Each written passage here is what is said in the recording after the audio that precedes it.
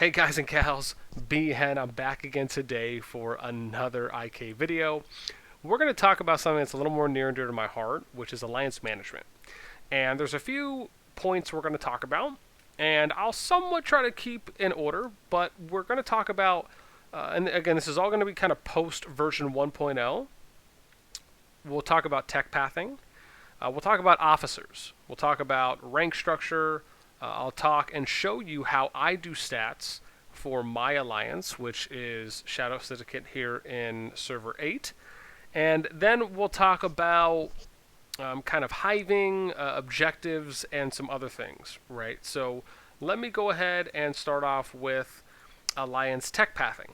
So this is probably the biggest thing that really has changed for alliances when it comes to the post 1.0 update. So my recommendation is that because you now have to wait for your alliance level to increase before you can then research the higher level tech, is you want to immediately focus on big family.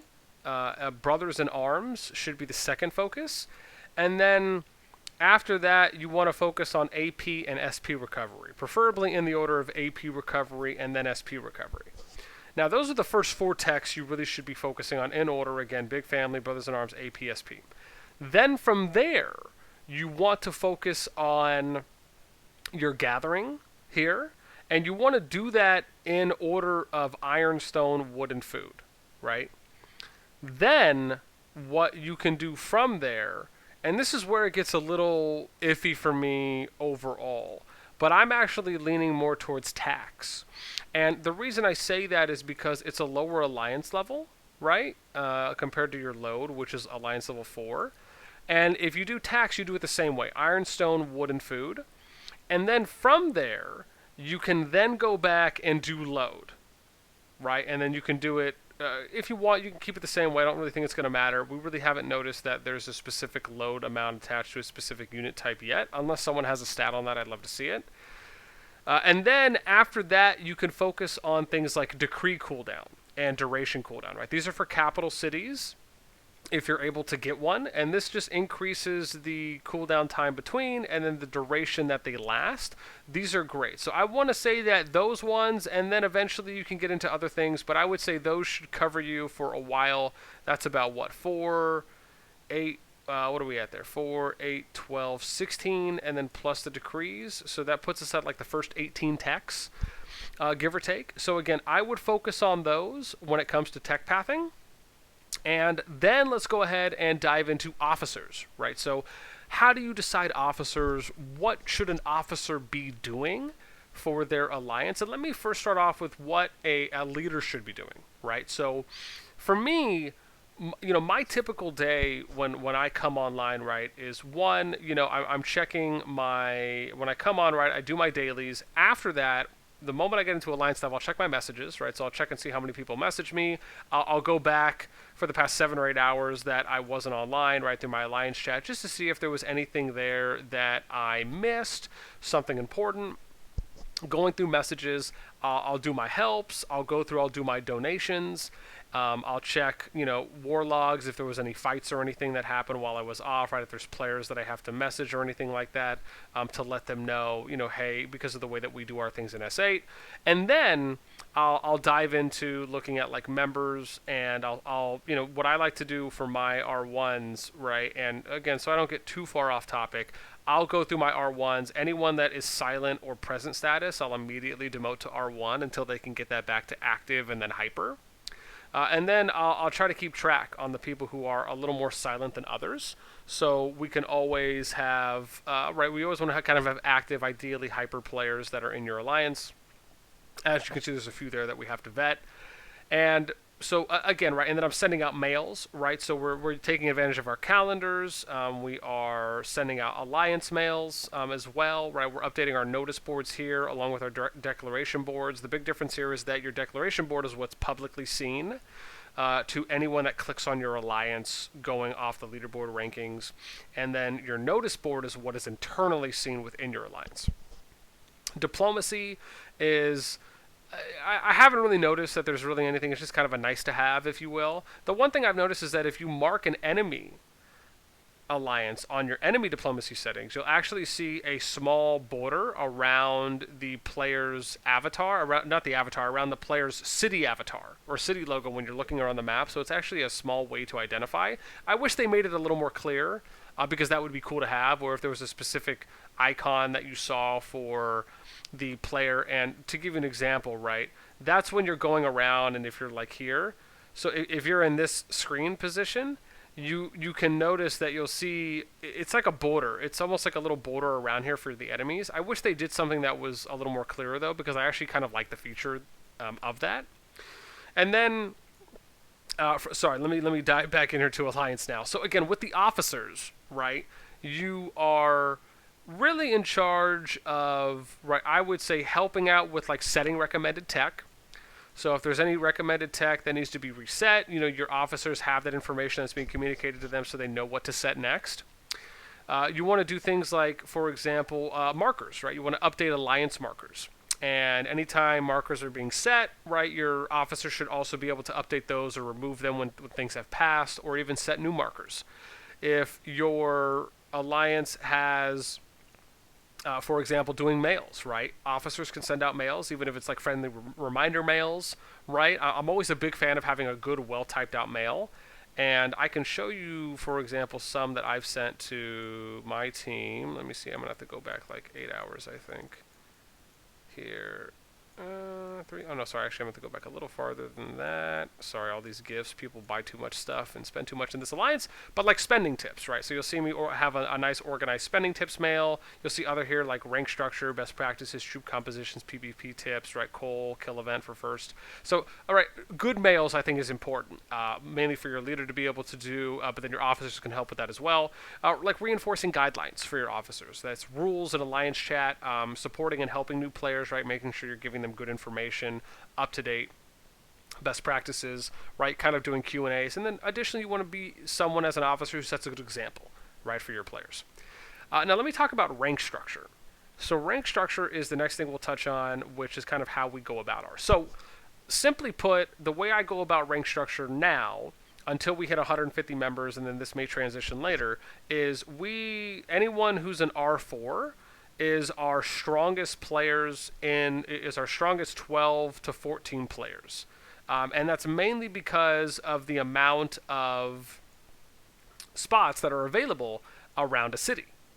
Right, so if you notice, as an example, for a city like here, Kanahime, you'll see that you can have 12 spots, right? So it's like here, if I relocate, right, this is 1, this is 2, and this is how you should be setting up your cities as well, right? 3, 4, 5, 6, 7, 8, 9, 10, sorry, here we go, 10, 11, and then 12, right? So around a standard city, you could have 12 spots in your first ring, and then that increases when you go to your second ring.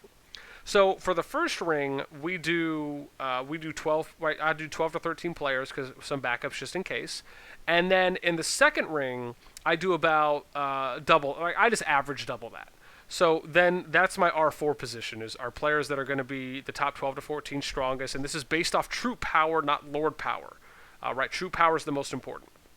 And then R3s, again, these are like the top 24, give or take 24, 26 players based on troop power. R2s are people that have been in the Alliance for at least a few days up to a week. They're players that have at least shown consistent trends of donating, of helping, right? They're active. And then R1s are basically people that are just waiting to be vetted, right? They're people that have still been with us under a week. And then they're also players who are silent or present status, right? And again, usually for the active status, I try and keep those to R2 and below. I like to have my R3s and R4s always be hyper ideally. And that's just how I go about doing mine. Eventually, I'll transition that to going off of my spreadsheet that we keep stats on players. And we'll just go off overall activity, donations, things like that. Because eventually, once all the cities have captured, right, you really kind of have to switch up and adapt how you go about managing expectations, right, within your alliance, in my opinion. So let me show you real quick an example of what I like to do for my spreadsheet, right? And this is just a brief example, right? You'll see that I have like a daily active numbers tab, right? And this is new because I just started doing this a few days ago for this alliance here, compared to the one I was doing in S6, which is a little more detailed. But we've done like one iteration so far. So I'll keep numbers. I'll check every hour, right? And I'll see just how many people are online. And then for total power, right, this is my total power sheet for the last one I did on the 26th. I have to do another one today. But this is for the 26th. You'll see that, again, I just write down everyone's power. So if I can go back in and check it, I'll do it for tech donations. I'll do it for helps. I'll do it for troop power, right? Everything is just alphabetized right now. I'll do correct donators. I think this is a really good tab, right? Because you can go in and you can look at your donations tab, which you go log, donation. You can see who's donating to what. And if you sent a mail out already, right, and you said, hey, these are the these are the texts we're going to focus on for donating, right, please make sure you guys are doing this, you can go to your donation log and look at who isn't, or if someone has a consistent trend of not donating to the right tech, and then you could send them a friendly reminder message, right? I'm always a big fan of that. And then we'll go to Alliance chat engagement, right? So this is something I do for, I'll do this every couple days where I'll go through Alliance chat and I'll go back about a day or so as far as I can go back, and I'll just make a note for everyone who's talked in Alliance chat, right? So when I did it on the 26th, you can see we had 43 out of like 129 at the time people that had said something in Alliance chat, right? So that puts me at about 33%, right, engagement, which I think is still really good. And then, right, I'll do things like warnings. So, like, if we've had to warn someone, I'll warn, I keep track of, did I warn someone on a specific day, and then what was the warning for? So, if someone has a consistent trend of getting warnings, right, not following rules, I can know that eventually over time, I might have to eventually get rid of them in the alliance or remove them. So, right, these are some things that I hope you guys might find helpful for when it comes to how to keep stats, and then doing like your range structure, your tech path for officers. The last thing I want to touch on is hiving, using your calendar. I do want to talk about this. I think the calendar is really kind of underutilized. You can see we've done it a couple times. We have another thing we're going to be doing here in the next couple days, but utilizing the calendar I think is great because you can type in the event title, right? You can set the start time. You can set a reminder right up to 60 minutes in advance, which I think is great, and then you can link it to an alliance marker. Right, so I'm a big fan of using the calendar, and I do think it is something that is underutilized. Outside of that, right, the last thing I want to touch on now is hiving, right? You will notice that a lot of alliances hive around cities. And the thing I want to touch on is that you want to make sure that you are only, and this is just good best practice, you only want to hive around a city if you are going to attack it. Right, I would say if you're within 24 hours of attacking a city, sure, it's okay to hive, right? And this is really for players and alliances that are in servers that are maybe hostile, or you just don't know if you're going to get attacked, right? So it's just kind of good preemptive measures to protect you is what I recommend, right? So if you're not going to attack a city, or you don't have any kind of alliance objectives coming up, just spread out, right? Best practices is just spread out. If you are going to be attacking a city and you fall under one of two categories. The first category is that you're a top alliance, you're strong enough, nobody else is probably going to be able to really raid you or counter siege you, for example, then yeah, you're probably okay to hive earlier than you normally would. If you're an alliance that is not a top alliance and you're worried about possibly getting attacked, then I would say, right, try to start hiving within those 12 to 24 hours of your city, but prior to your city siege, so you can just kind of protect yourself, have a little less margin for error. Outside of that, guys, that's pretty much it for my video here today on alliance management. I hope you guys enjoyed it and me talking to you a little bit about what we do in SS, and I hope it helps, especially given the post 1.0 update. I know a lot of things are going to be changing in future servers for just overall progression. And I just, again, as always, enjoy making videos. Hope you guys enjoy as well. And as always, you guys can check out my tips and tricks and just some more resources as well that we have in the description down below, and other just kind of official IK resources. And then until next time, we'll catch you guys later. Peace.